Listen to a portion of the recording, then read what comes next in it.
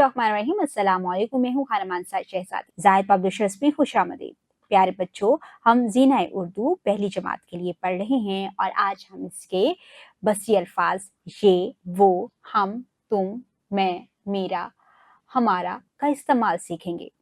ये घर है, ये किताब है, ये फूल है, ये अनार है। वो चीज़ जो हमारे बिल्कुल करीब पड़ी होती है उसकी तरफ इशारा करते हुए हम ये का लफ्ज़ इस्तेमाल करते हैं।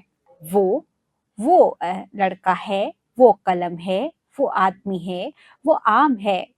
जी, वो अल्फाज जो कि वो चीज़ें जो हमसे थोड़ी दूर पड़ी होती हैं उनकी तरफ हम इशारा करते हैं और वो का लफ्ज़ इस्तेमाल करते हैं।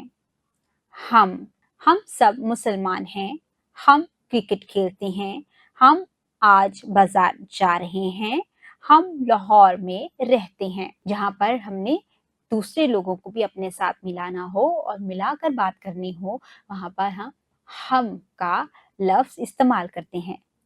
तुम किसी दूसरे शख्स की तरफ इशारा करना हो तो तुम का लफ्ज़ इस्तेमाल होता है। तुम बहुत मेहनती हो, तुम खाना खाओ, तुम काम करो, तुम पानी पियो।